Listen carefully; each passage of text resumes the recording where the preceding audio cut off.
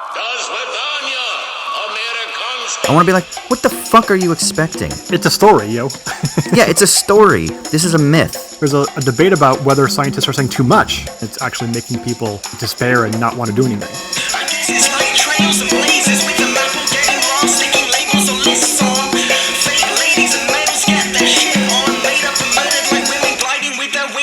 Hey yo, what is going on? Welcome to Owls at Dawn.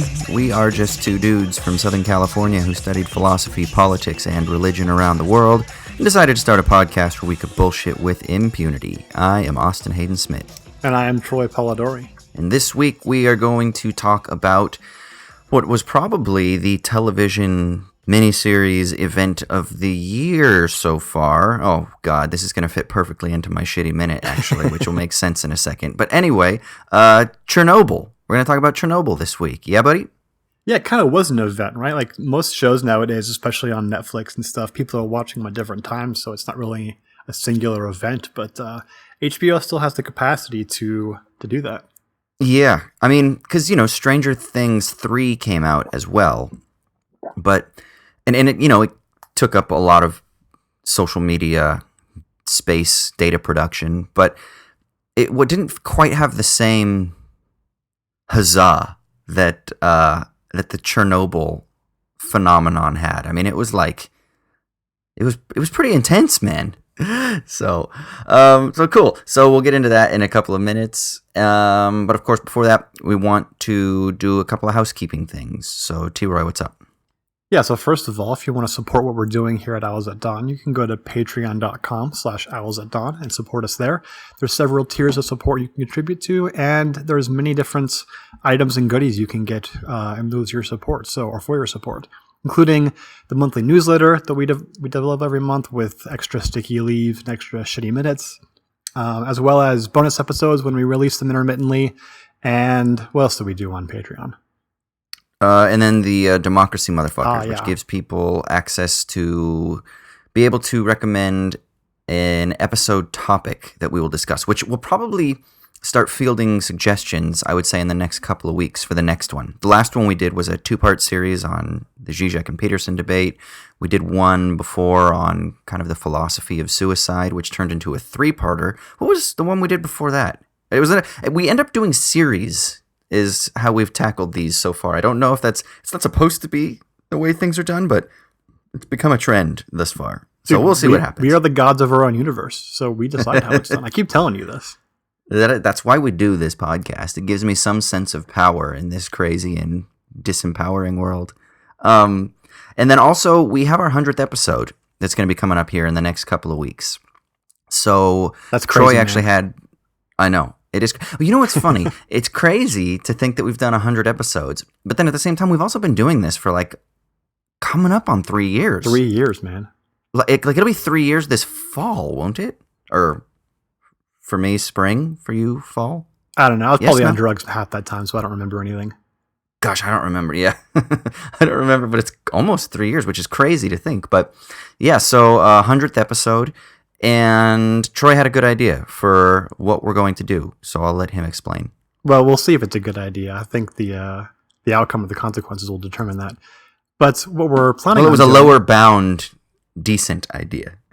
Yeah, it's got the sort of framework of a good idea in there somewhere. So what we're going to do is solicit from y'all different questions of the more absurd, bizarre, academic adjacent, just not your typical questions that you would ask in your iTunes reviews or in emails or Twitter about purely academic, philosophical type stuff. Just stuff that's off the wall a little left to center. So if you have questions like that you think would be interesting, go ahead and either tweet that to us at Twitter at owls_at_dawn, or either of our individual Twitter accounts are linked there. You can email us at owlsatdawnpodcast@gmail.com. You can snail mail us. You can do smoke signals. You can use telepathy. Whatever way you want to do it, get your questions to us, and we'll choose the best, most interesting, most fun ones, and we'll try to answer those and expound on them on the 100th episode extravaganza. Sweet. So yeah, just keep in mind, so this is episode, we're at 95 this 95. episode? Is that right? Yep.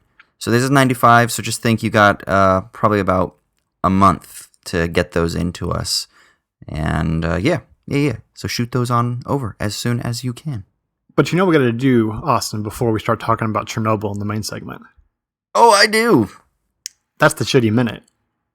This is the part of the podcast where one of us rants and raves about whatever it is that's grinding our gears this week. So, Austin, what's got you down? So I totally just committed the sin that I'm going to bemoan a minute ago when I said it was like the event of the year. And I've seen a frequent rate of how everything of, let's just say, the assessment of the greatest. You know what I mean? This became particularly noticeable to me over the past couple of weeks during the Kawhi Leonard free agent signing and then trade with... We're still not talking about that, Austin. I know.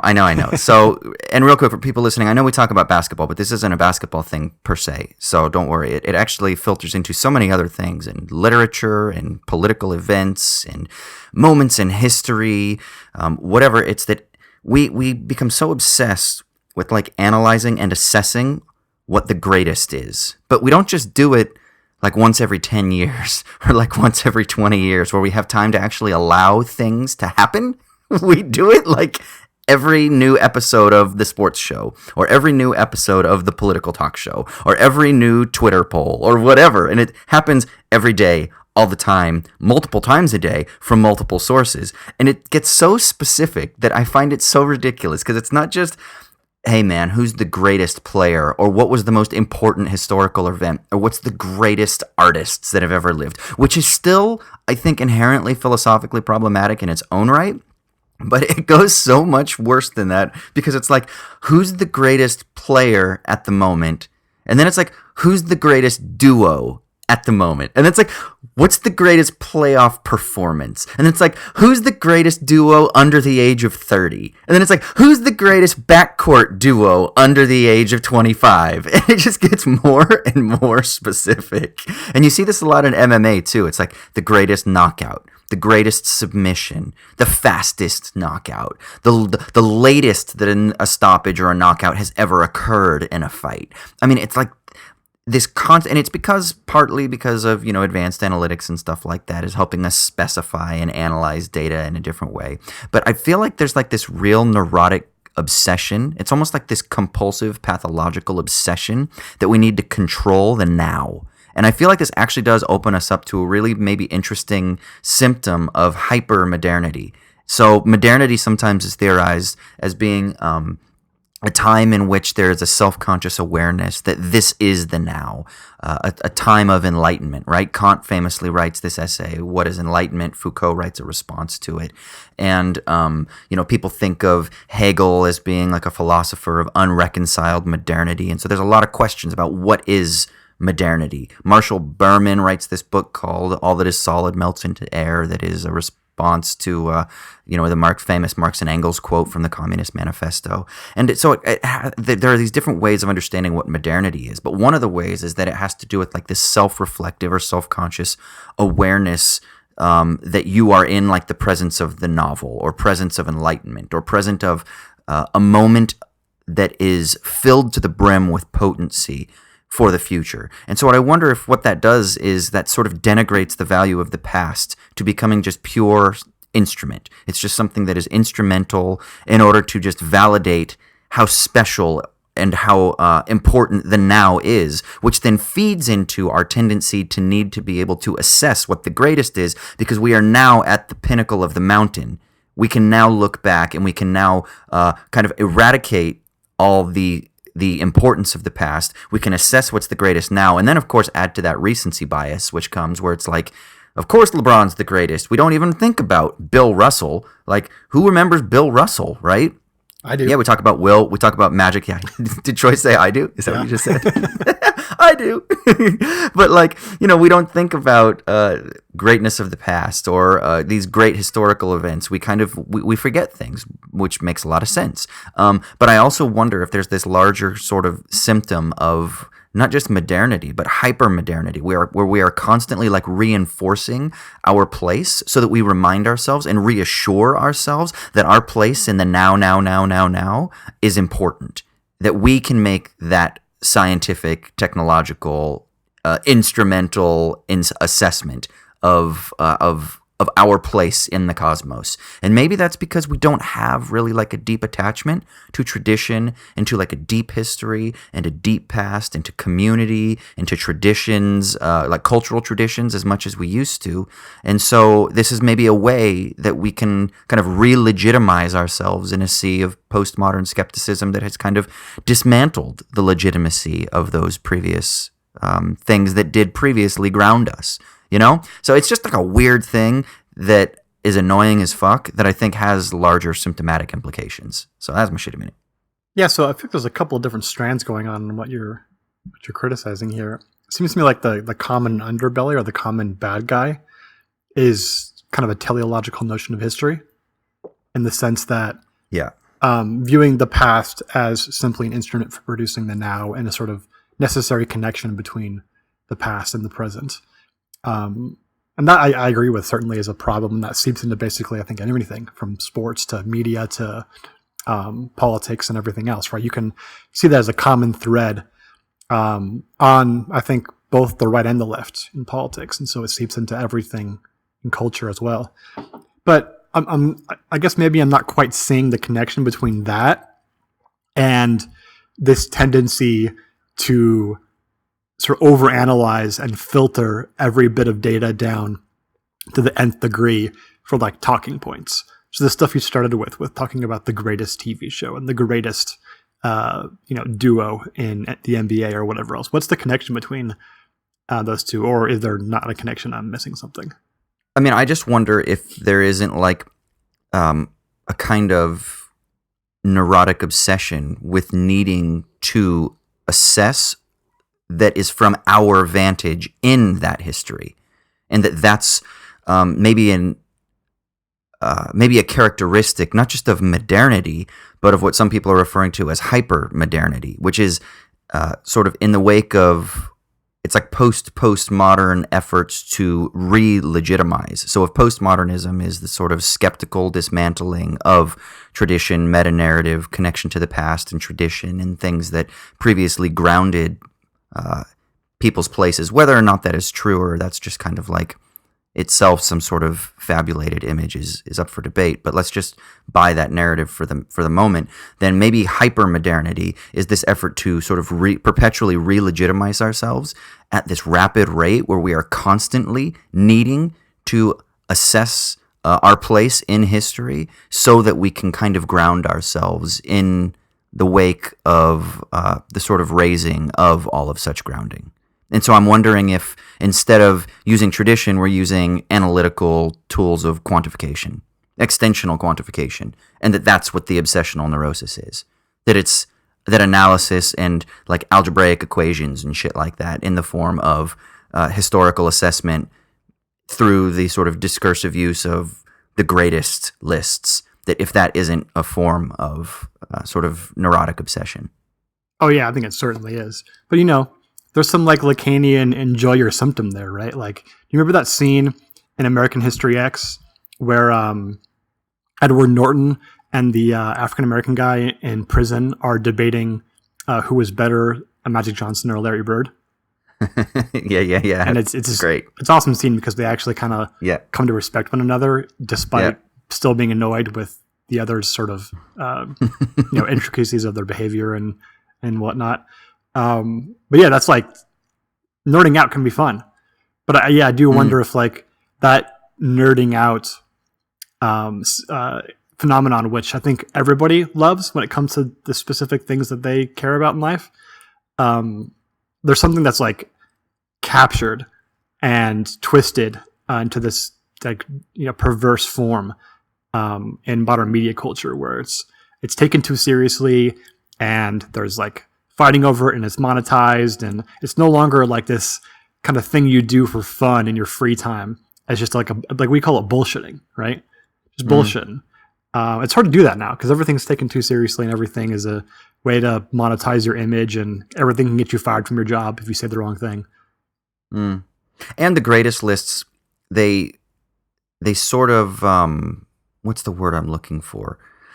Well, they exploit impulse, right? Or they exploit the emotional impulse that responds to sensational claims and sensational events. So if everything is the greatest, if everything is the best, if every list is heightened in its emotional capital, then that seems to be actually kind of nefarious in a lot of ways, you know? And it isn't like and so there are a couple things here. One is that then it seems that the lists kind of lose any sort of deep meaning, right? If you're just constantly, then it's the greatest now as we assess it in July of 2019, but it's going to be different after the next free agent trade or after the next novel that's written or after the next series of TV programs are released. So we have to reassess next month and then the next month and then next and then weeks and then down to the days and down to the fucking hours as information is constantly being produced. And so it kind of saps out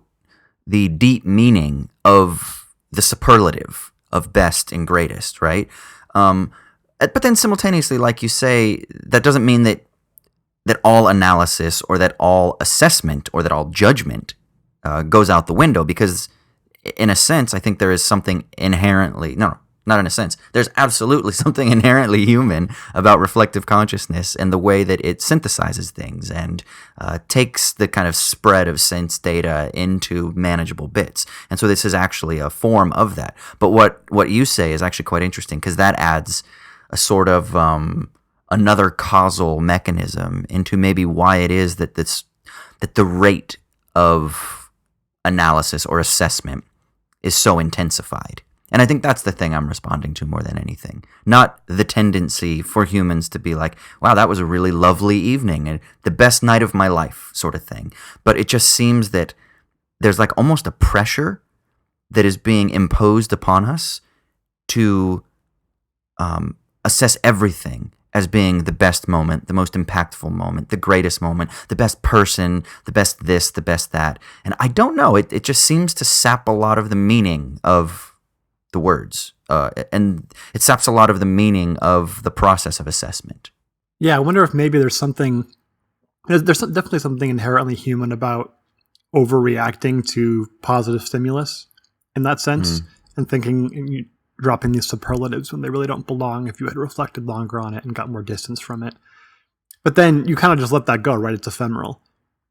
Whereas now in the internet age, that stuff lives forever. So yeah, it loses its meaning because it never really wastes away and disappears from consciousness. And we're not quite adapted yet to that kind of reality, right? Yeah. It's good to forget. Didn't Nietzsche say that? If he didn't, it sounds like something he would have, and he should have said. Oh, he did. It is good to. Yeah. No, this is one of the things Bernard Stiegler talks about, mnemotechnical devices, these kind of technological instruments that preserve memory.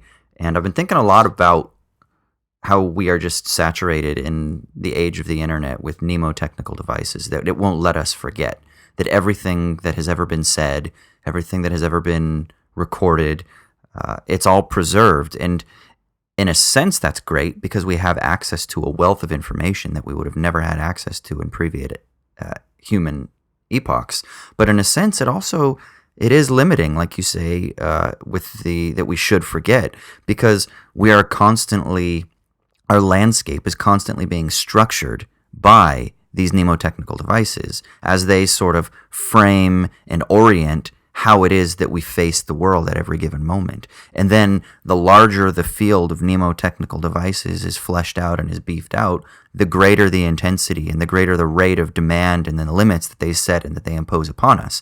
Sartre refers to this as a practico-inert field. It is the field of material conditions that orient ourselves to the world. But that field is great and necessary as a field that sets the landscape of values that condition our future historical activities. But it also has a sort of stifling, or it can have a stifling aspect to it. Not that it's bad and you don't do it, but it's just understanding kind of how does it function. And if you're constantly sort of facing these limits and these demands at an intensified rate, what type of effect does that have on our individual psyches, but then also on our social relations? And I just wonder, in the age of hypermodernity, if this isn't like a self-induced, self-reinforcing, like pathological obsession to almost self-sabotage ourselves as we seek to re-legitimize in a world that has no foundations by inducing ourselves into a sort of weird stupor of falling in love with the algorithm as being that thing that can re-legitimize us. Because that's what can manage those demands. And then in responding to those demands, it just sort of creates more demands and more limits by beefing out that field of mnemotechnical devices, because we don't forget anything, and so therefore we're always haunted by the new bits of information and whatever. I don't know. I'm kind of going off on one now, but yeah, that's that old Black Mirror episode. What was it called? The Entire History of You, where they have these, oh yeah, what they called, like seeds or something devices. Yeah, that's exactly that. That's it, man. You neurotically obsess over these images in your memory that you're able to recall exactly in ways you would otherwise just forget about or gloss over. I'm really glad you mentioned that, because that actually will I'm going to write a paper about that, or I'm going to use that in a paper. That is right. That's exactly right. The Entire History of You. That's a great fucking episode. That might be the best Black Mirror episode. Yeah, I think it's in the top 3 for sure. And that is what we call irony.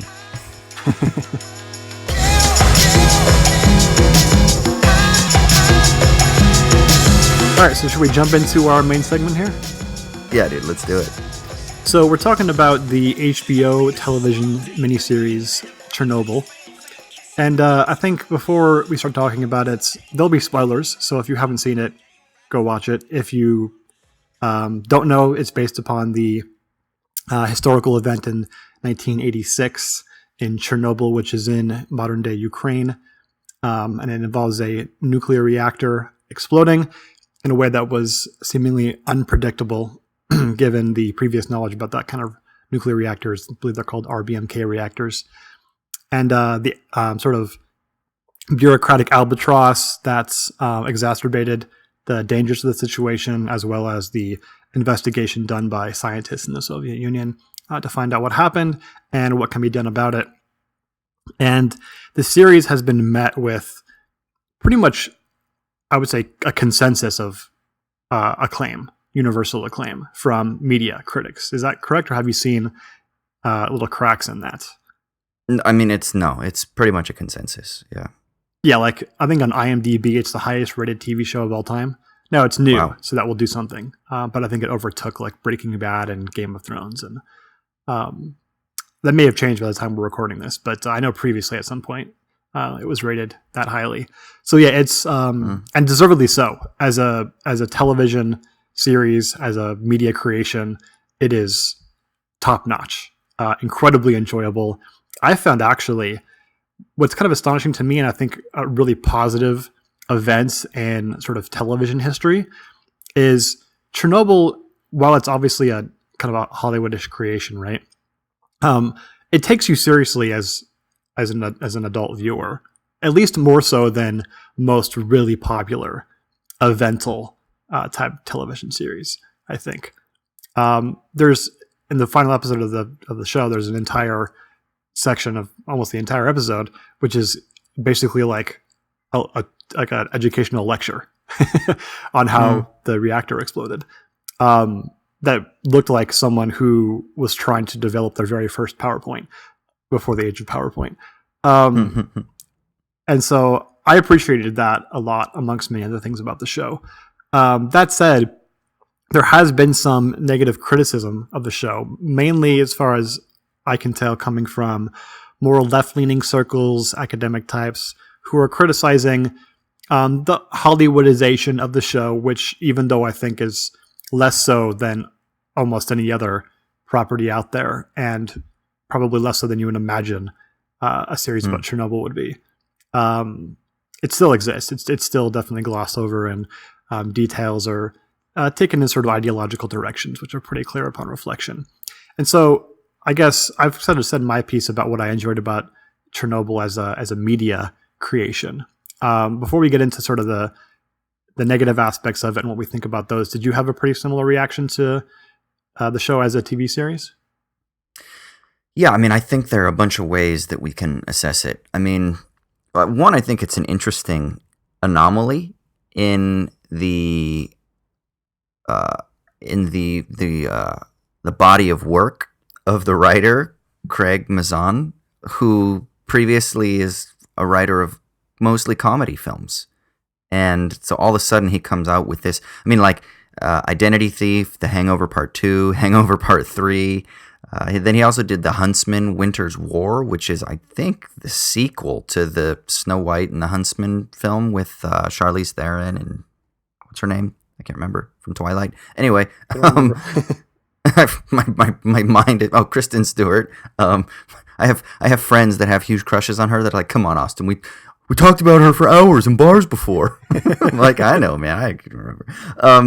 But so he seems to have an interesting kind of scattershot writing history, and then all of a sudden he comes out with this miniseries that's intense high drama. So it seems kind of interesting. So I think that's one thing that's interesting. Then I also think that if you look at it from the perspective of like prestige TV drama, that it's got an interesting place in the past few decades of what HBO has been churning out, both in miniseries and also in kind of long form TV series. And I think it's up there in terms of its capacity to grip audiences with the best of them, right? Like it is very gripping television. For Despite 5 being episodes? Slow. Yeah, despite being very slow. Yeah, you know what? Well, some of the episodes I didn't find were so slow, and then some I found were a little bit slower. And you're absolutely right, despite being slow, because it's able to cause intrigue. One, I think, through precisely one of the things that you mentioned, this simultaneous ability to attach us to characters while also stimulating our intellectual journey, that we learn about what went wrong. So we're learning like the science and some of the bureaucratic and political decisions along the way. So it's also quite, quote unquote, educational. Not in the sense that, and we can probably talk about this because this fits into some of the criticisms, not in the sense that this is like the most accurate depiction of all the actual ins and outs of what happened in the reactor or the events leading up to the reactor's meltdown, but more in the sense that that doesn't matter, and this is maybe why people will criticize it, because it's kind of insidious in how it's able to grip us, but the way that it's able to kind of hold us like a great book where you can't wait to finish something that you're doing so that you can go and learn more about whether it's the story or if you're, researching something that's really important to you or that you just find really fascinating. It kind of has that same ability to do that, but infused with this heightened emotion because the stakes feel so important, right? Like the stakes feel like this is the most important moment in history right now. And I think it's filmed that way on purpose so that, they even they kind of fudge with some of the numbers to talk about how big a potential full-on explosion or meltdown would be if they don't take some of the actions that they propose when they're, talking with the general committee and stuff. And it makes you really feel like, oh my God, this was like the most important historical event ever. And its ability to do that from a craft perspective is really fucking brilliant. To be able to take like a kind of what could be stale documentarian type of story and turn it into just really, really, really gripping, quote unquote, educational television. And then, of course, I think a lot of the stories, there's a lot of personal interest in these characters, from everyone from, the firefighter and his family to the actual scientists and what they're figuring out, to some of the political bureaucrats and how they find their fit within the larger bureaucratic system. So I found it from a craft perspective to be really interesting, from a storytelling perspective to be really interesting. And I thought it was shot really lovely too. So I think formally it's really nice as well. Yeah, I think some of the people who are critiquing its Hollywoodization are maybe missing the point a little bit in that any media creation about Chernobyl really easily could have been like a Dwayne Johnson movie, and just been completely ridiculous. And I think there's been several movies like that, actually, about Chernobyl in the past 10, 15 Yeah, there's like years. horror films and shit like that where people go into the grounds and they're like zombified, radiated bodies that have been living there for decades, and they come out and they haunt people or shit. I mean... Yeah, or like just really Ancient Aliens type documentarian work where it's just completely ludicrous and utterly speculative. And it avoided both those pitfalls. And while there's still elements that are clearly Hollywood tropes and things that are meant to pull at our heartstrings despite factual accuracy, I think it did incredibly well relative to what really easily could have been there and what probably would have been really enticing to make if just being meme worthy was your goal. And the fact that it was still incredibly meme worthy and talked about on social media and viral and all that stuff, I think is a testament to how excellent it is as a media creation, and hopefully a harbinger of what's to come in terms of sort of incentivizing Netflix and HBO and all these streaming platforms to make high quality drama like this and know that it can still do really well and doesn't have to necessarily be like a Game of Thrones ripoff or something. Yeah, I think I get really annoyed actually when people critique the Hollywoodization of a Hollywood production. I want to be like, what the fuck are you expecting? Like, it's a story.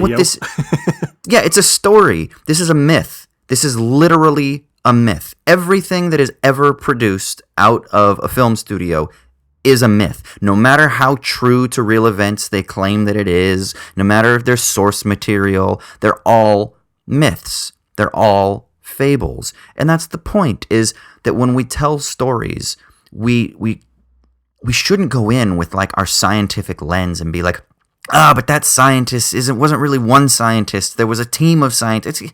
Well, duh, man. They didn't have enough fucking time to develop all of those characters over 5 episodes. And if you can condense them all down into one, it creates a much more gripping character. Like, that's just how they, have to do things for the sake of like the economy of time and space on a page and shooting time, but also simultaneously it also makes it much more interesting. And I think one of the things that we need to realize is that with storytelling, there's something about the emotional event that is much more important than simply the informational event. Like, there are tons and tons and tons and tons of books on Chernobyl. If you want to learn about these different Russian scientists and where they fit in the hierarchy and in the pecking order and how they fit within the global community and what really took place at this kind of public event that was televised, you can go look through those annals and you can kind of construct your own type of story, which itself, surprise, surprise, is actually going to be a fabulation of its own. It's just going to be one from a different angle. It's just got a different horizon of meaning that is conditioning it. So I don't know. It like really irks me when people are like, "Oh man, it wasn't true, man." I'm like, yeah, no shit, bro. It's fucking entertainment. But simultaneously, at the same time, there's also a pitfall in that, and the pitfall is that people do have a criticism that I think is valid, in that there is sort of like an insidiousness in how it is that ideology is reproduced, right? The problem is that when people think that somehow they can get beneath that and scrape beneath the ideology to get to the quote-unquote really real, that I think itself is actually a fool's errand. And that's where I think a lot of this criticism comes from. It comes from this, like, I would say it's a faux science. It's a faux sort of like analytical approach that thinks like, we got to criticize this because they fluffed up some of the details, but we know the really real. We can scrape beneath ideology, Like, that was kind of my criticism, and we can talk about this more in a minute, but with like the Jacobin article, it's like, but we know that the writer, he's just obsessed with Russiagate, so he has like an incentive to portray Russia in a negative light, but we know because we are historical materialists, we have access to the really real that's non-ideological. And the article kind of just reeked to me of this strange sort of scientistic, almost technophilia that I think is inherently problematic, and that one misunderstands how filmmaking works, how storytelling operates as an integral component of just human history and the human experience per se, but also I think it's kind of really naive, and it creates up a sort of that like we are the pure, that we're the true believers, that we understand, that we have access to, we have gnosis, we have knowledge, we've escaped the cave, but they're just stuck within their Russiagate hysteria, or they're stuck within their ideological hysteria, but we have access to the truth. And I think that's just a bunch of bullshit, man. Yeah, so let's talk about that article a little bit and give it its due. It's called Chernobyl, the show Russiagate wrote on Jacobin. And I had a pretty similar reaction to it in that, I think it made a pretty good case. And the basic argument is that Craig, is it Mazin? Mazin or Mazan? I don't know how you would say it. I was giving it the French inflection. Mazan.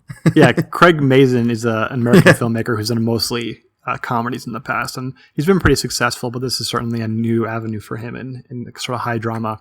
But that he's, and I didn't know this until reading this article, really, really into like resistance-y kind of craziness over the past few years, and constantly tweets about Trump being in Putin's pocket and crazy stuff about Bernie Sanders being in league with or benefiting from Russian propaganda and stuff like that. And I think that there's probably, I don't want to go too far in speculation, but there probably is something there in terms of authorial intent, in terms of Mazin wanting to, and I watched some of the post-credits explainer videos they do after the episodes in Chernobyl, and he certainly seemed like someone who wanted to make connections between what happened in Chernobyl and what's happening in Trump's America in terms of disinformation and a disdain for scientific consensus and academic expertise and stuff like that. And I think he probably did want to make a connection there, right?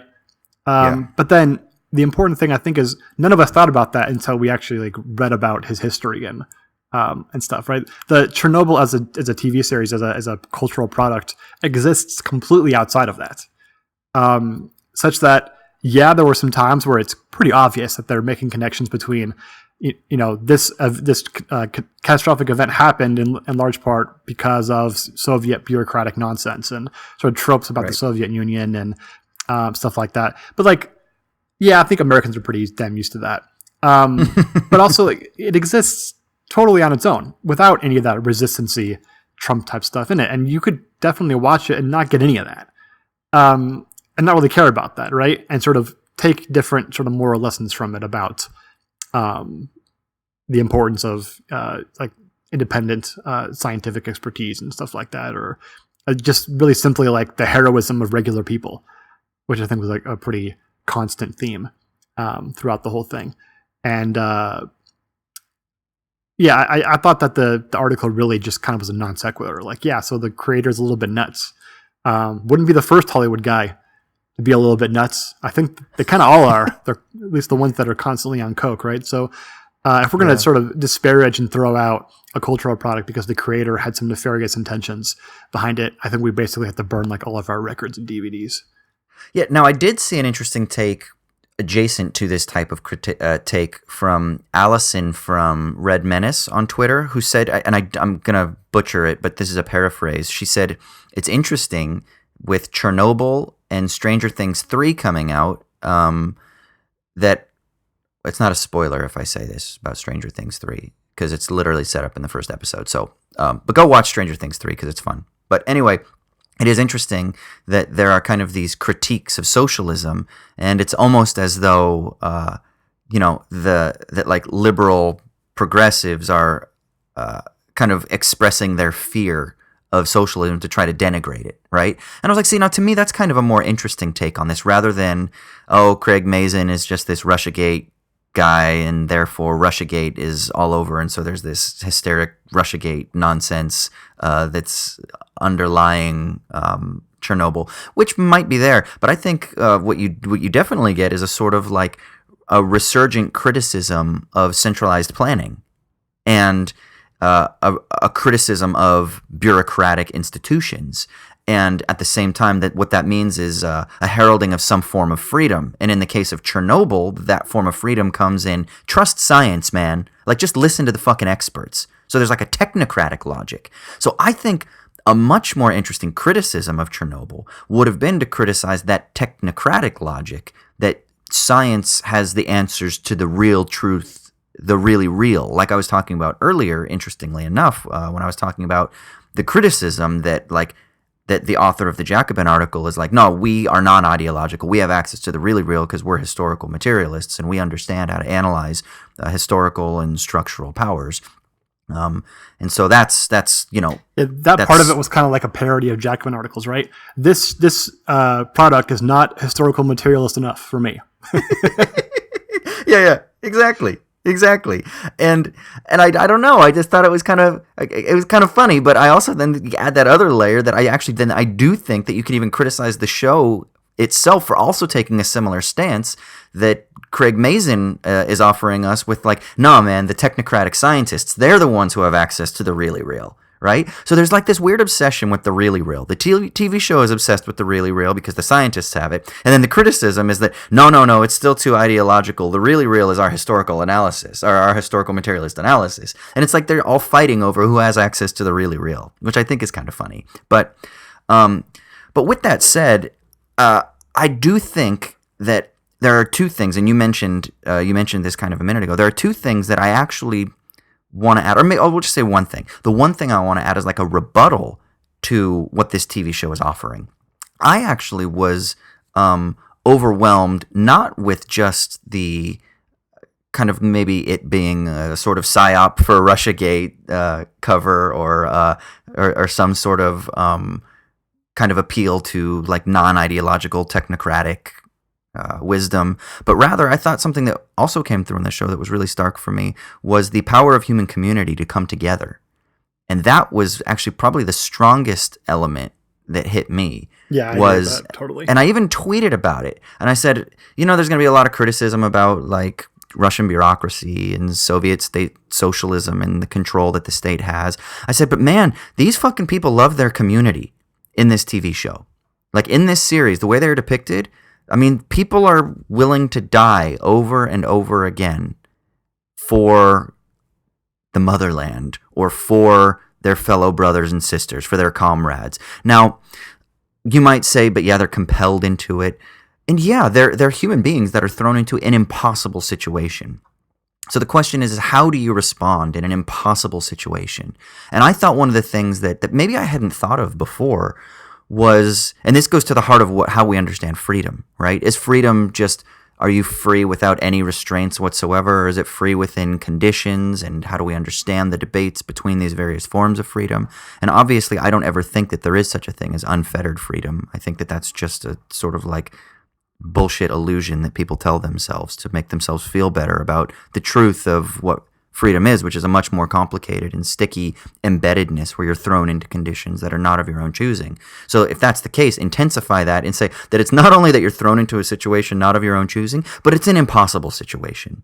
It's a situation where every decision that you make has repercussions that exceed what you would ever thought that you would ever have to deliberate over. Human lives are going to be lost. There's that moment where they go and they're sitting in the general committee and they're basically saying, we need your approval. And Gorbachev's like, why do you need my approval? And they're like, well, because these men are going to die. And it's like, that's fucking heavy, man. And then they don't bullshit the workers. They start to bullshit them.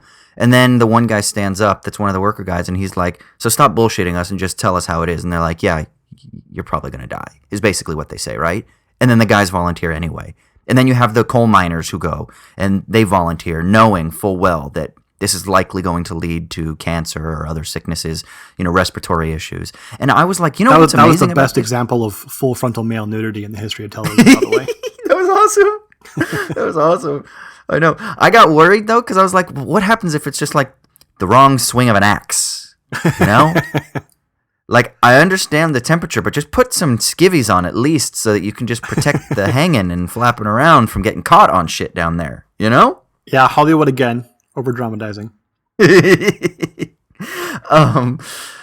But to me, that was kind of one of the most salient components of the entire series was thinking through how it is that people come together in those impossible situations. And it makes me then think about what I would do in those situations. And it makes me think about other situations of just the impossible historical moment where people step up and do shit, like the Dunkirk event, or when the miners get lost down in Chile, or when there's somebody that's drowning and people sacrifice themselves to go save another person. I mean, it's those moments of selflessness for your neighbor that I just found to be so rich, that cut through the series. And that to me was so interesting, because it made me think, these motherfuckers, we tend to think of them as being like these oppressed Soviet, I don't know, automatons. But no, man, there was probably a sense in which, at least in the way that the show's depicting it too, but there's probably a sense in which there's like a real pride for your countrymen, for your people, for your brother, for your comrade. And that's something that exists outside of all of those ideological demarcations about, whether American patriots and national pride and bureaucratic control, but that kind of goes to the heart of what it means to be a human connecting with other humans. And I thought that was super interesting. Yeah, when an English speaker does it, it's Dunkirk spirit, right? But when Russians do it, it's oppression. Yeah, exactly. And I think they even kind of countenance that a bit, especially in the scene where the coal miners are confronted by the coal bureaucrat or energy bureaucrat or whomever it is, and they basically are just like, "Fuck you, we do what we want, and we'll do this because we want to, not because you tell us to." And I think they talked about it a bit in the after episode, that the coal miners had this special kind of freedom from the bureaucracy because because the entire system depended upon them, and not many people would be willing to do what they were doing. And so that was hinted at, and I appreciated that. And there's that classic Frederick Jameson quote, which we all know, that it's easier to imagine the end of the world than the end of capitalism. And I think that there's something about disaster movies and post-apocalyptic movies that get to this idea that even if the world ends, it's almost like that frees us a little bit from something. And so you think of all the different zombie television series and movies and stuff like that.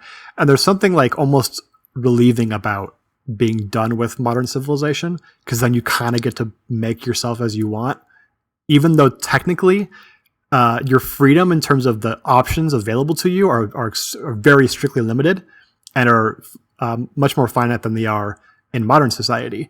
There's something about really being able to choose and to think deeply about it and make yourself that, even with limited options, seems more free than modern society. And that's totally ideological, and I don't think that's necessarily a good thing. But I do think there's something interesting there about the idea that freedom isn't necessarily about the number of options you can have of what to do with your day and with your life. And that, I think, is true. And I think it's kind of a counter ideology to our idea today that if we can just maximize the options you have in life, then you are truly free. No, I think the fact that we can see these incredible events where you're really not given many choices, you're strictly limited, but then one of those choices, because it's so strictly limited, it's going to be incredibly meaningful to you. That's something closer to what true freedom might be. And I think that while still ideological, I think it's an important counter ideology to the popular notion of freedom as just quantity of options.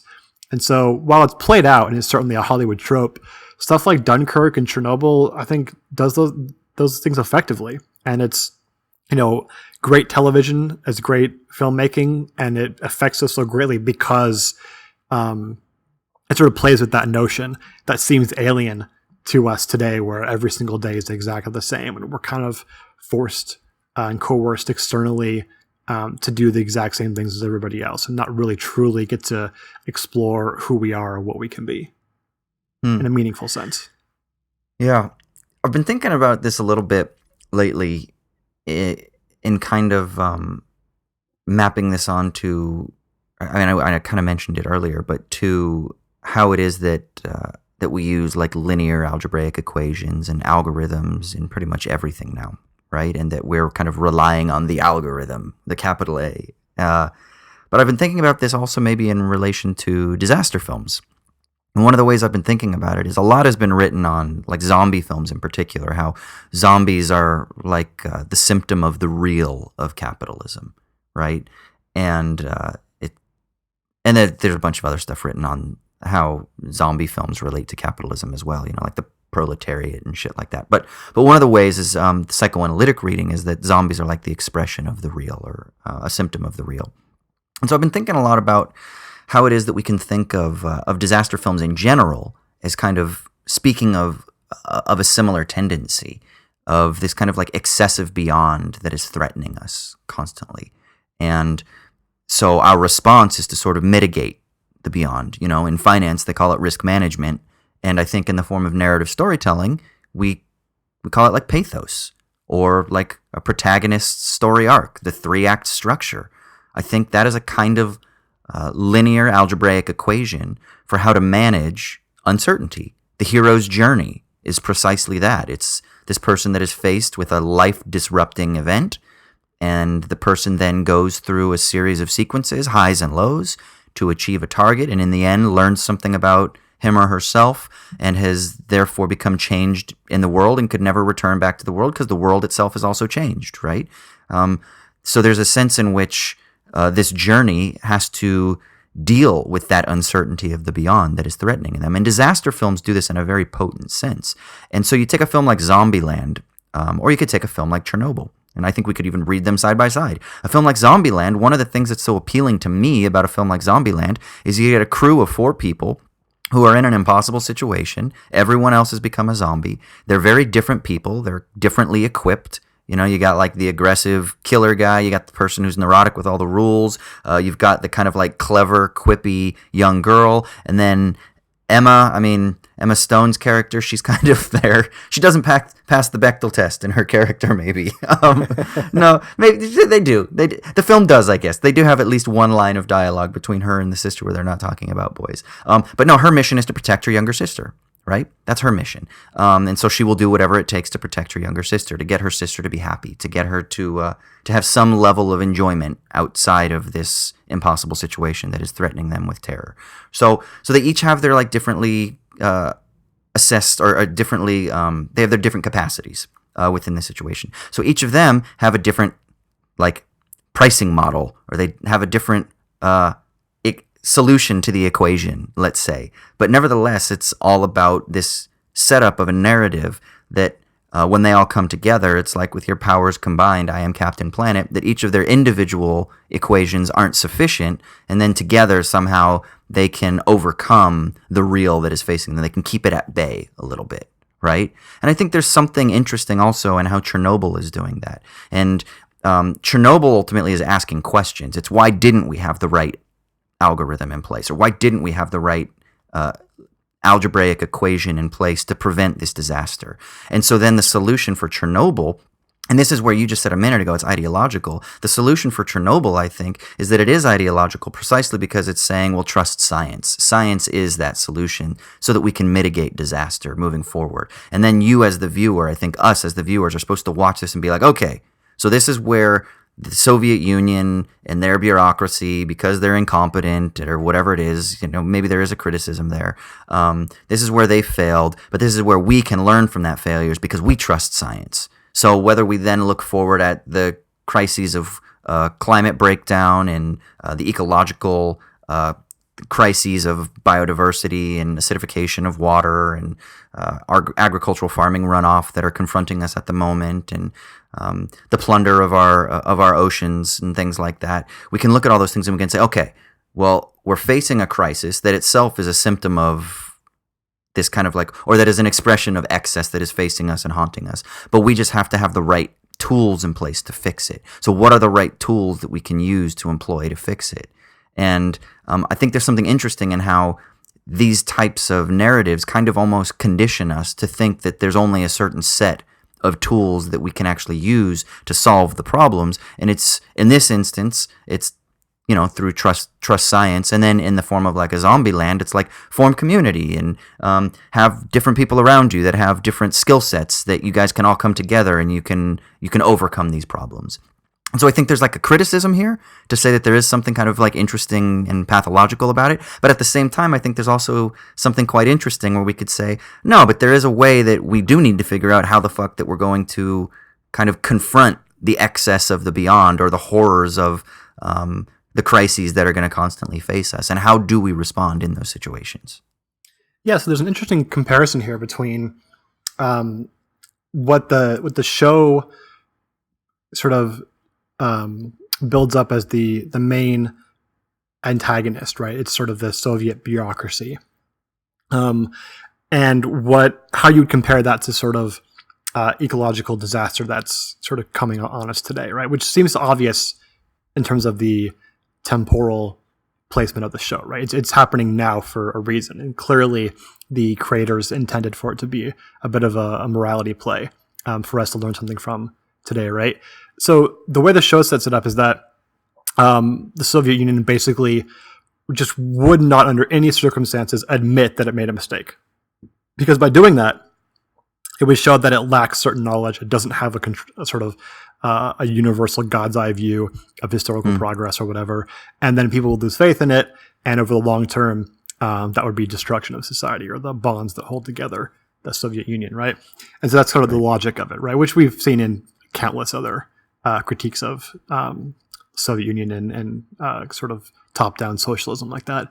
But then you look today, and that's just completely not at all the way that sort of scientific consensus is disparaged or ignored today, right? Like, no one's stopping scientists from speaking. No one's sort of telling them they can and can't say certain things in public. If anything, there's a debate about whether scientists are saying too much, and that it's actually there's so much of it that it's like a flood or an onslaught, a deluge of terrible, catastrophic information. It's actually making people despair and not want to do anything. Right? There's debates among scientists about not speaking so much about it because it's too much. So it seems like it's in terms of, if that's the morality play that we're supposed to learn something from, and I think it's Legasov, the final words of the series is something like I can't remember the exact line, but something about truth and lies, right? Where right, yeah. Lies are the thing that destroys us, and truth is the thing that will save us, right? And it's very abstract, and you're not really sure if he's talking about like scientific truth or like moral truth, or maybe it's both. Maybe they go hand in hand in some way. But that just doesn't really seem like the enemy today. Like, it's the people who rag on about fake news being like the destruction of our civilization. Like, really? Like, as if one, that's new, which it's of course not, right? There's long history of fake news from Yale journalism all the way back to, ancient times. But even with that, it's not at all the case that sort of Trump and his cronies are like lying in public, and that's convincing people to go against what truthful, honest scientists are predicting. Like, these people will believe whatever he says. It doesn't matter, right? It has nothing to do really with like a malevolent deceiver who is tricking otherwise good people who just happen to be naive and aren't able to sort of grasp that they're being hoodwinked or conned, right? They could very well be convinced that they're being conned and not care. There's something deeper ideologically in support of Trump that's not really just about truth and lies. I mean, I'm kind of dancing around the issue here, but it seems like the lesson we're supposed to get from this ultimately falls a little flat in comparing the issue in the Soviet Union to the issue today. And it seems to be this notion that all autocratic governments are kind of function the same way by stifling dissent, right? Which isn't necessarily the case. Right. Yeah. You know what, man? So I got a buddy who he is. I think I've mentioned him before, but he's a provocateur to the hilt. And one of the things that he talks about, he defends a lot of sort of dictatorial forms of government, and I never know how far he like really means this, or if he's kind of just trying to stimulate thought or to, I don't know, be an intellectual shock jock. But he'll like support North Korean dictatorship for certain things that they do. Obviously not atrocities that are committed against human beings, but he'll kind of like support the heavy hand of top-down governance, which is just so like viscerally grotesque for somebody who grows up in America, because everything from Rocky movies to late night news to the teen shows that you watch are bred to think in a completely different way. And it has been interesting to have long conversations with him about his views on things, and talking about China, both present day, but also, Mao's China, talking about the Soviet Union, talking about North Korea.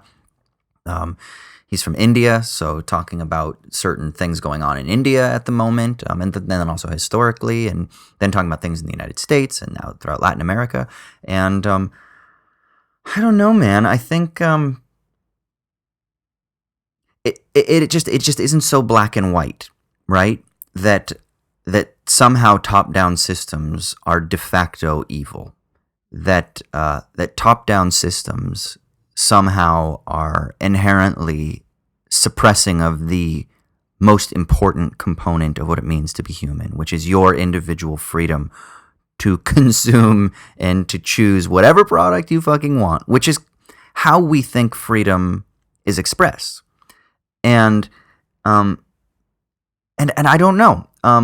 It just seems that, so in this series, you said that at the end there's this kind of dichotomy between truth and lies, right? And you said you don't know if it's moral truth or if it's like scientific truth. And I feel like it's both for the series Chernobyl.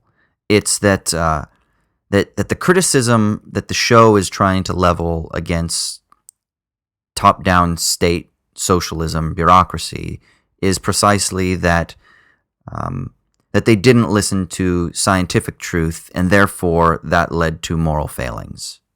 Or right? it's a moral imperative to place instrumental scientific rationality on a pedestal. Yeah. It's just a very technocratic kind of logic that's being articulated.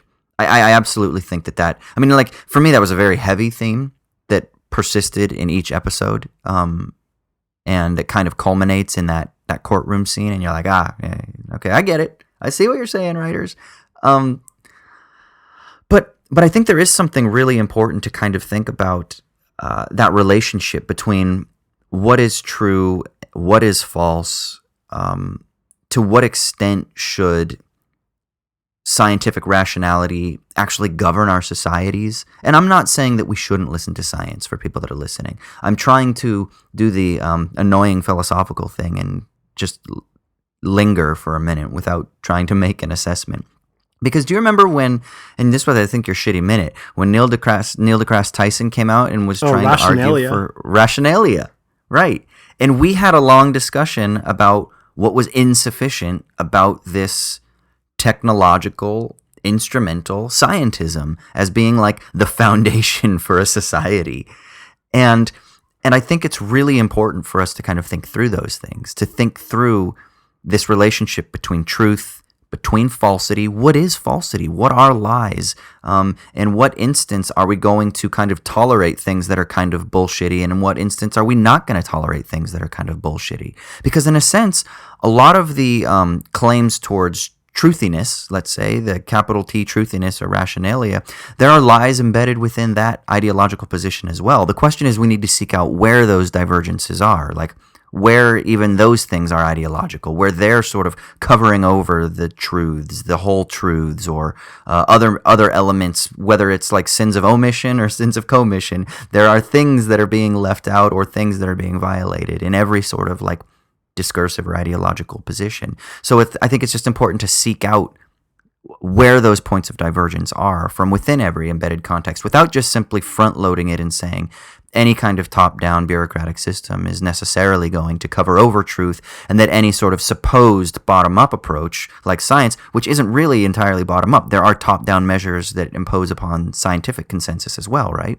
That we need to try to like work through what are the areas of truth and what are the areas of falsehood even within these positions. Basically what I'm saying is everything is ideological. So let's stop pretending that things are non-ideological, right? Well, and let's go ahead. Here's the counter thought experiment to help sort of place a divergence between that scientific truth and moral truth being kind of hand in hand. Imagine a scenario where the scientists are fully allowed to publicize exactly what happened and how the government was at fault and all the mistakes that were made, everything. So no sort of placing a thumb on dissent, right?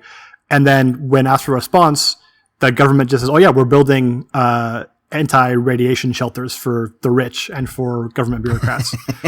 So go do whatever you want. I mean, that's basically what's happening with climate change.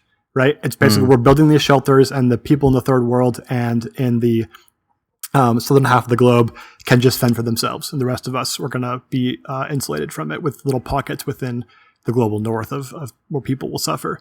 And we know it's going to happen, and we're planning for it, and we're just not going to do anything to make it fair at all, not even a pretense of it. That's what's happening now, and that's completely different than the way Chernobyl is presented, right? With this necessity of controlling knowledge. And that with the argument being, well, if we just release the flows of knowledge, then the sort of moral imperatives and behavior follows necessarily from the knowledge. That's right. Which is the logic of instrumental rationality, right? Right. And that doesn't at all follow, right? As we see with our current context. So you can kind of see the weakness of that argument even in our current context. And so, yeah, it especially falls flat, that moral argument, when compared to what's happening today. Yeah, read Kant, motherfuckers. A hypothetical imperative is not going to give you freedom because you're just trapped. You know, like, come on. So then let me ask you this, because this ties into this, and this is kind of what I was getting at. Are there instances, and what are those instances, or how can we equip ourselves to assess the appropriate instances when information should be withheld? Because then that also sounds like a scary thing too, right? And this is kind of going back to my conversations with my friend, where it's like, well, does the populace, the demos, need to know everything all the time? Or is that also kind of going to lead us down a path where we just simply can't manage, of information overload? You know, is there a sense in which maybe governments are good when they do withhold certain bits of information from us?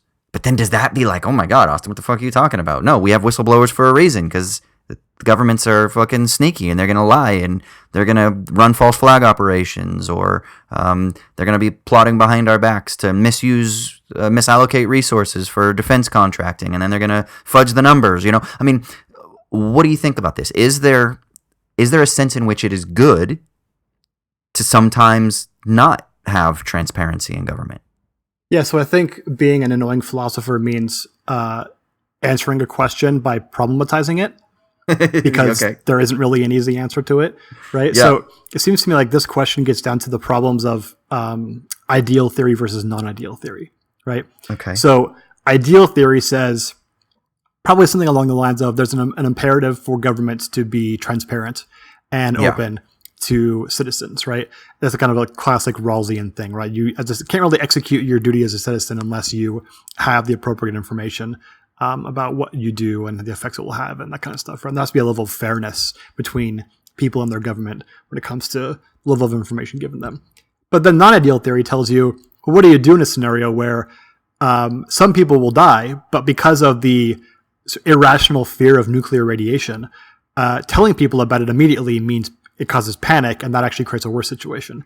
I know Fukushima had basically that issue, where they feel like, the Japanese government feels like, in retrospect, they shouldn't have been so transparent with information about the nuclear reactor, because it actually, the panic induced by all that information caused more damage than the actual destruction of the nuclear reactor. So, yeah, there's a major problem there, right? I think the important thing is to realize that both of those are going to have some pull on us, right? The ideal theory, the sort of moral imperative that we want our governments to follow relative to their citizens, is super important, and we can't just ignore that. But that we have to consider the non-ideal implications as well, and that means making tough decisions, right? You're kind of in a double bind. If you are transparent and the outcome is bad, you're going to be criticized for it, for not doing your job as a government by trying to minimize damage. And if you aren't transparent and there's more damage caused by it, you're going to be criticized for that, even if you couldn't really have foreseen either. And so I think the important thing is to realize that we can't just, when the margin, or when the what do you call it, when the sort of err on the side of ideal theory, we blame them for not considering the non-ideal implications, and then vice versa for the other. That's just not a really good way of critiquing things. And that seems to be always the criticism of, like, the Soviet Union in retrospect, right? If only they had just, stopped stifling dissent. If only they had been more transparent, and if only this, that, and the other. And that seems to me not the most effective way of sort of objectively or attempting to objectively criticize the Soviet Union, which I should add, I'm probably a little bit more on the side of I see no reason for Soviet Union apologia. Like I don't get when socialists want to Right. apologize for the Soviet Union. I have zero impulse to do that, and I have no problem with criticizing it. That said, I think you can also admit that, and here's kind of the counter to the idea that if only truth was opened up, then all the problems of the Soviet Union would go away with the bureaucracy leaving. Things got worse in Russia after the Soviet Union fell, in pretty much every single measure, right? Income inequality to health outcomes, to happiness outcomes, to economic issues, everything got worse, and is in many cases still worse. So it's not like, and Putin kind of rose in an era of we need to resolve the sort of damage that free market capitalism has done to Russia after the fall of the Soviet Union, and brought back some of that nationalism. It's not a very good criticism of the Soviet Union. There's better ones that can be done, and I think I'm also pretty on the train of like I don't see any need to hold up the Soviet Union as like the great example of socialism. I think we can honestly say that there's better examples out there, and we can use them piecemeal to build a better society, rather than just being like, actually, socialism wasn't that bad in the Soviet Union. Yeah, I'm cool. It was a failure. That's fine. We don't need to worry about that. But sometimes failures are important. It can be a failure without being the worst thing that ever happened to human history, right? That's right. Yeah. And there can be successes within failures. This again goes to kind of what I was talking about earlier. It's almost like we need to make a totalized judgment that it's either a failure or it's a success. But no, man. It's like they did some things horribly wrong, and there were some other things that they probably did that were good that we could be like, fuck, well, okay, maybe we could learn from some of that shit. So, and this isn't to like justify atrocities, but I think people have a really difficult time. I was actually hanging out with a friend recently, and I was trying to have like a nuanced discussion about a very sensitive issue. And she was just like, no, like that doesn't matter because people were affected, victims were affected. And I was like, but don't you think it's important to examine the kind of causal mechanisms? And she's like, no, I don't. She's like, because that's an excuse. And I'm like, I don't think that's an excuse. I think it's important to analyze those causal mechanisms so that we can maybe learn how to not repeat the mistakes, or so that we can learn how to meet people and to kind of treat them in their conditions where they're at. And she's like, no, because that doesn't do anything to help the victims. And I was like, I don't know. I didn't like that assessment of things. And I was like, maybe it's just because I'm an annoying philosopher and I have the luxury and the privilege to be able to sit back and to be able to kind of think about these things and deliberate on these things. And I haven't been the victim.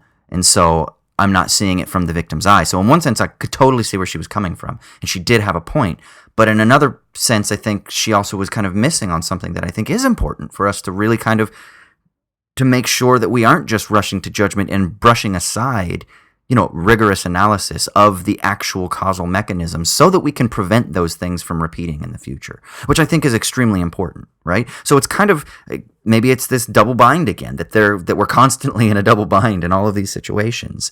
And so I kind of feel something similar with regards to how it is that we criticize the Soviet Union, how we criticize Maoism, how we criticize Castro's Cuba. That yeah, there are going to be times where we're going to be like, fuck, certain elements of them were spectacular failures. And then at the same time, there were other things that were extremely important and extremely beneficial to the populace. What were those things? What led to those things? What were the conditions that led to those things? And how can we analyze the conditions that led to the kind of failures? And I think to be able to do that, I mean, that is, I think, that is the benefit of having historical analysis and having records. And having just too much information is that we can wade over those things and we can eventually, hopefully, come to a point where we can make decisions. That's the problem. At what point do you stop analyzing and then make fucking decisions moving forward, though, right? And that's where people get frustrated with philosophers, because we're just endlessly reserving any sort of like totalized judgment to subordinate it to this process of problematizing, of unpacking, and of questioning, which I don't have a problem with, because I think that inherently in doing that, we actually are recreating the world in a literal sense. But I know that politically that isn't satisfying to a lot of people. Yeah, I mean, it's like that straight up Zizek thing of stop doing and start thinking. Right. We have too much of we need to act, we need to do something immediately. And that has nothing but a long history of failure. So maybe at certain points we need to stop and think, because banging our head against the wall, even though we're doing something, isn't actually changing anything for the better. Mm. All right. So I guess, we could probably keep talking about this show and related issues. We stopped talking about the show a while ago. I know. We could talk about related issues forever. But what are your final thoughts about the show? Like criticisms or anything? Is there anything else you wanted to mention before we close up? No, I think kind of in closing, what we're kind of practicing here is this very idea you were just talking about of sort of this nuanced problematizing and thinking. And that we can do that even with a cultural product, where we can praise Chernobyl in certain respects and criticize it in others, all while appreciating that it's an important cultural event and object, and that it's worth by doing this, at the very least, we're acknowledging that it's worth the attention of doing this, which we're probably not going to do an episode on Stranger Things, because as fun as it is, who gives a shit? Right. So, right. I think that's a good sort of object lesson for the way we can approach not only cultural products, but, political events as well.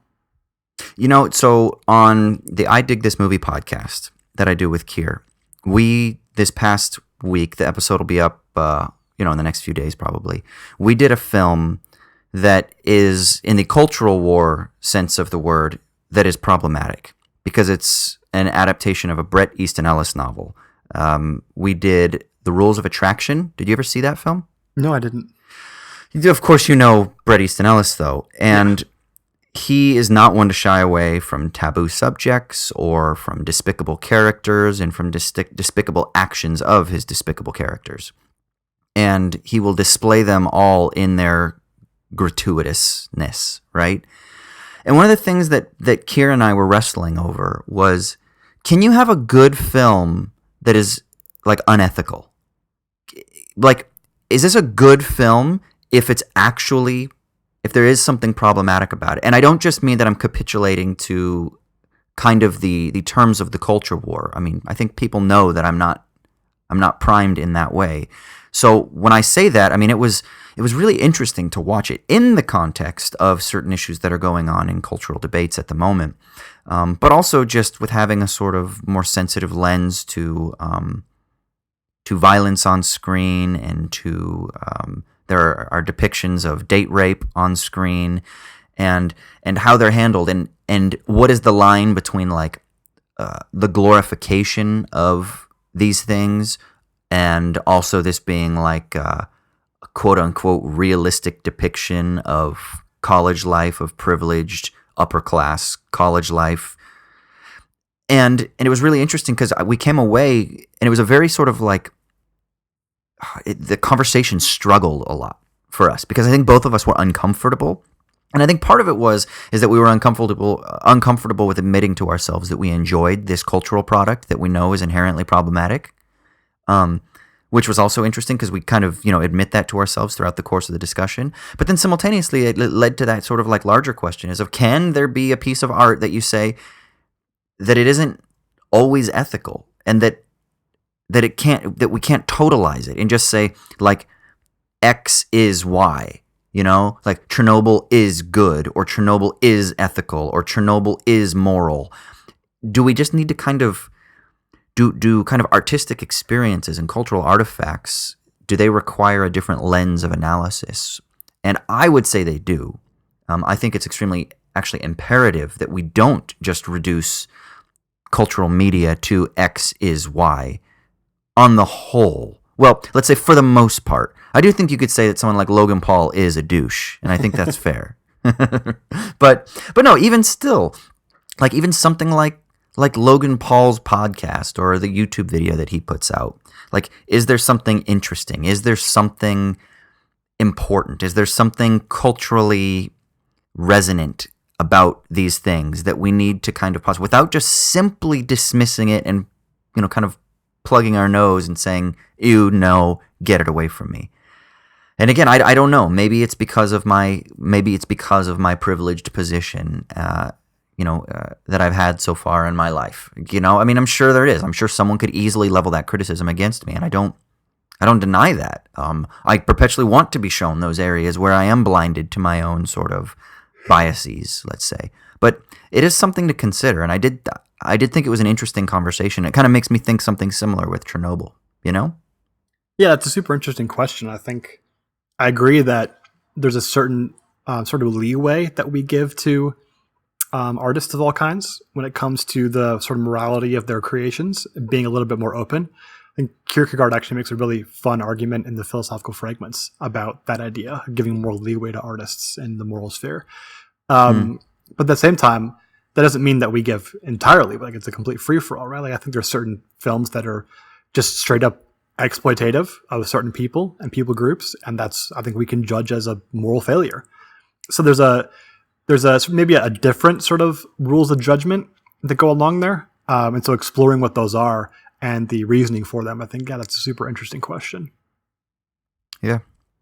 I would say if you haven't seen Chernobyl, go fucking see it. Absolutely. It was you agree? Absolutely. Yeah.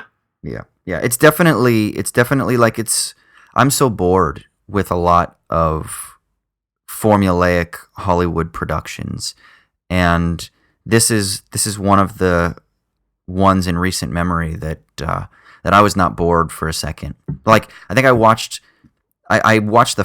didn't watch it until the 4th episode came out, and I binge watched all 4 episodes, and I was so bummed that I didn't wait one more week because I just wanted closure. So I waited and then I had to wait like 4 or 5 days for the next episode to come out, and I was like, oh, but it was like people were anticipating Game of Thrones. I was anticipating the final episode of Chernobyl. So, which doesn't happen to me a lot with like I said, with typical Hollywood productions. I don't know. They don't really hold my interest that much these days. A quick question for you. This will say a lot about both of us. What was the hardest thing to watch in the whole series? Oh, the hardest thing. Oh, shoot. I don't know. Scene or event or anything? I need a minute for this. Okay, I'll talk about mine really quick. Okay, yeah, because I don't even know if I can remember. Go ahead. Yeah, because this definitely says a lot about me. It was for sure the team of guys who have to go around and shoot all the house pets. Oh yeah. Because they're irradiated. Yeah, I was just nope, I'm shooting myself. I'm saving all the dogs, and I'm living on an irradiated island with them for the rest of my life. Dude, that would be a good movie. That was Isle of Dogs, wasn't it? That's what I was just thinking, man. Fucking Isle of Dogs, but they're all radiated from Chernobyl. Oh my god, that's hilarious. They call it Chernobyls? Yeah. That's good. All right, I don't even have anything to say. Let's just end it on that. That's perfect.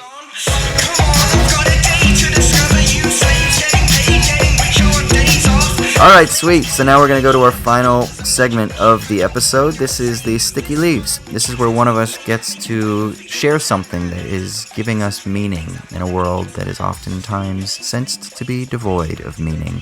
It's Troy's turn. So, what's making you feel good, man? So mine will be quick today. What's been giving me meaning at this time has been a couple of musical artists from Japan who come from diametrically opposed genres and cultures, as far as I can tell. But I've just been really providing something for me over the last month or so. And those are Ichiko Aoba, who is a Japanese folk artist, and then Otoboke Beaver, who's a Japanese hardcore band. I think I actually sent you a video of theirs a few weeks ago. Yeah, they're amazing. And what I love most about, and I actually should have asked you about this, Austin, but I can give a couple of 20-second snippets of these two to give the listeners a feel for that, if that's not too much work. Otherwise, cut this out.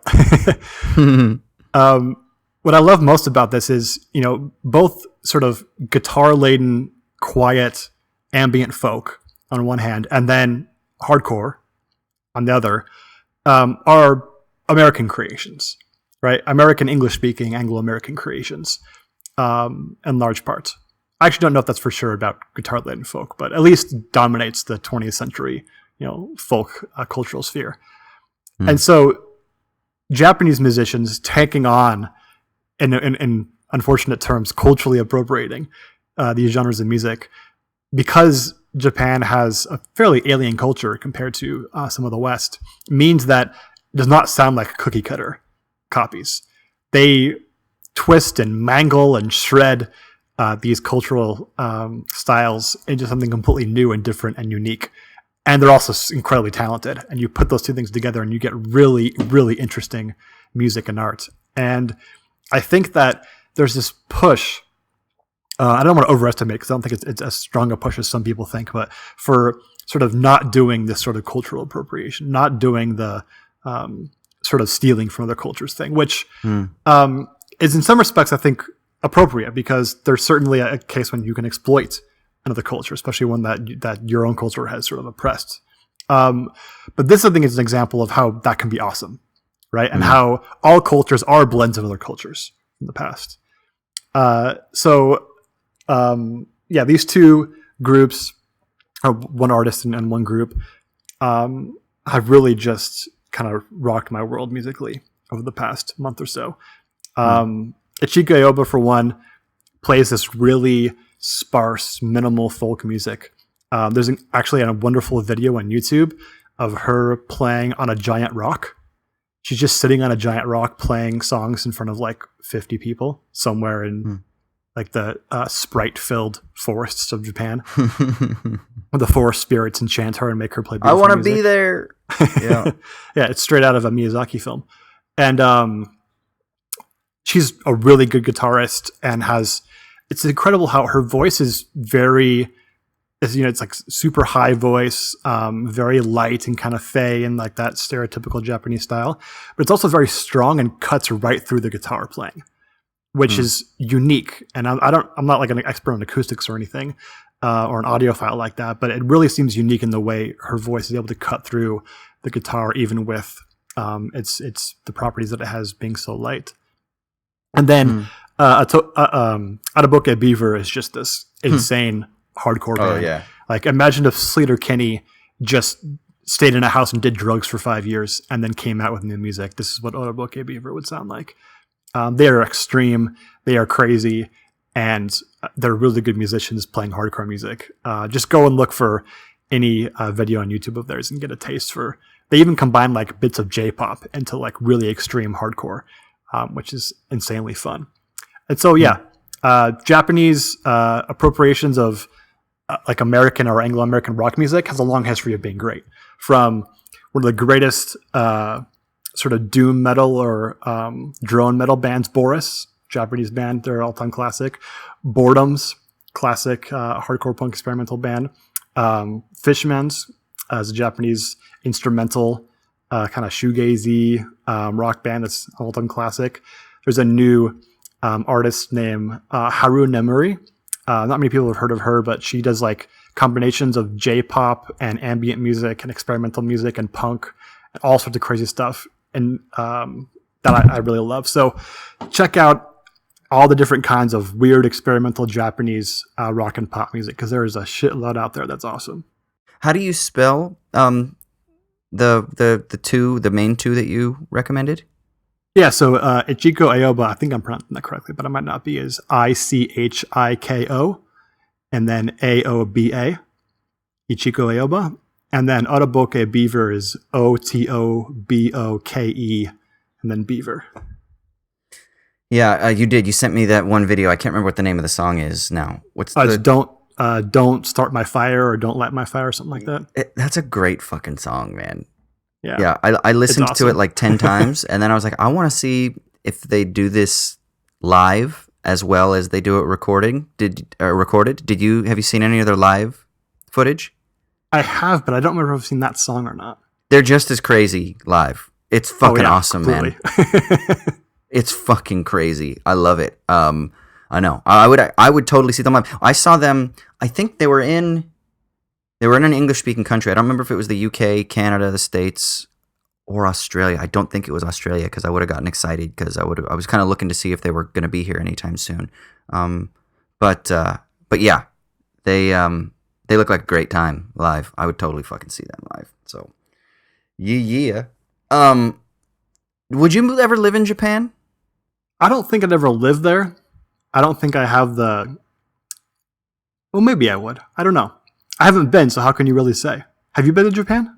I've not, and I really want to go. I had a teacher when I was in 4th grade who was one of the kind of seminal influences on my early life. And I don't remember if she lived in Japan or if she just spent a lot of time in Japan, but we had a whole week. You know how they do like cultural appreciation week? It probably was cultural appropriation week. That's a very good Freudian slip. But cultural appreciation week or whatever. And she did Japan, where she showed us videos of but not just like, hey, everybody, let's eat sushi and talk about the various empires or whatever. She actually showed us footage of the Hiroshima and Nagasaki bombings, which, looking back on it, was pretty fucking radical for a 4th grade American teacher. You know? That's pretty extreme. Like, I have images burned into my memory from the documentaries that we watched and about the kind of horrific fallout on the people of those towns from the radiation as well. I have images in my mind from those documentaries. So, so I think I've always had, maybe since then, I've always had a fascination with it. And then, you know, there are movies that I fucking love, like Enter the Void, that are in Tokyo, where you're just like, oh my God, this makes me want to go, even though that's a fucked up movie. It just, you know, there's something so interesting because it seems so far away yet so close at the same time. And I kind of describe this experience as being familiar but foreign. And because it's got lights and, you know, technology that I recognize and skyscrapers that I recognize and things like that, there's a familiarity, but at the same time, it's so radically different to me. And I don't know, there's something really appealing. I feel like I would love to be there if I just knew the language, you know? I would love to spend considerable amount of time there. But that's just purely in my fantasy. Yeah, that's the hard part, right? Is not just a different language, but a radically different language makes things difficult in terms of transition. But then, you know, Japan has a really interesting influence on younger American boys, especially, right? It kind of comes across through comics and manga and anime as a world where boys don't have to change the oil in their trucks to be a man, or like, you know, work out 3 hours a day to be a man. And so there's other reasons why I think people appreciate those Japanese cultural products, of course, but it does present this like alternative in some respects. Not that it's an ideal one, certainly not, but yeah, it's interesting in that way that you probably don't get that from, like, you know, watching a French movie or a Spanish movie or listening to an English punk band. Yeah, that's really interesting. You always have, like, where do you find some of these music recommendations? Like, I would never go through my daily life and get recommended experimental Japanese punk rock. Yeah, I mean, I don't remember individually. I have a bunch of websites and podcasts and YouTube channels that I frequent, and whenever they recommend something, I at least check it out because they're kind of figures that I trust, whose taste that I trust. And sometimes I like it, sometimes I don't. But I'll at least give it a try if someone that I respect is into it. Just to name drop a few, a really popular one is The Needle Drop on YouTube. He's a really famous music critic. I found him to be very intelligent and sophisticated analysis of popular music today. Surprisingly, there's a website called Rate Your Music, which has a really interesting sort of community of people who put together basically like lists of the best albums of the year. And the ones that tend to be in the top are sometimes things I've never heard of and are totally off the wall, experimental and interesting. And so you find stuff through there. I think I actually found Ichiko Aoba from that website because she's like started making a splash, I think like last year after being around for 6 or 7 years in Japan, because all her stuff's in Japanese and it's, you know, not a Venetian alphabet. It's trouble being like fitting into your iTunes library in a way that you can discern easily what it is. So when you're spending your mental energy on music recommendations, I'm watching videos on mixed martial arts highlights. I think that I do basketball where you do MMA. Yeah, that might be it. So then when you're looking at music, I'm looking at how to build cabins in the woods. I was going to say, like, my music thing is probably more like your skincare thing. Manscaping. Yeah. I do have a lot of like beard care and skin care and hair care channels and whatnot that I pay attention to. You just couldn't imagine yourself without that, right? It would just, you feel like it's part of your identity. Like.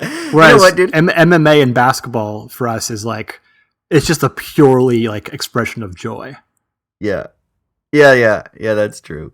That's true. I had someone say to me recently, we were talking about like my fantasy for the cabin in the woods and going out there, and how my friends tease me because they say, oh, dude, you'd last a week and then you'd be bored. And I have like these like split personality where part of me loves the urban artsy life, and then another part of me loves fly fishing and hiking and camping and being in like a log cabin with a cozy, wood burning stove and a blanket and a book, right?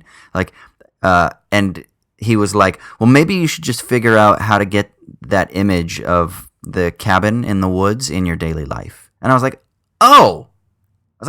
that's fucking revolutionary, man.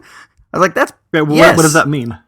I think it means that I use that as like a solace or like a form of escape to kind of make me happy, as like a goal or as something. And he's like, but what if you can find those things in your daily life where it just, in your everyday, you can realize the kind of cabin in the woods fantasy, so to speak. Just find those pieces of joy now without having to escape society and run to the mountains and being a hermit, sort of thing, right? So that maybe the dichotomies aren't so dichotomous, but like merge them together.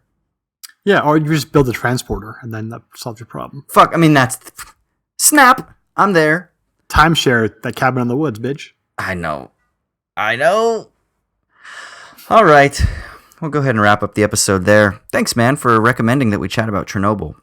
I had a really good time watching the show, but it's really fun to think about it.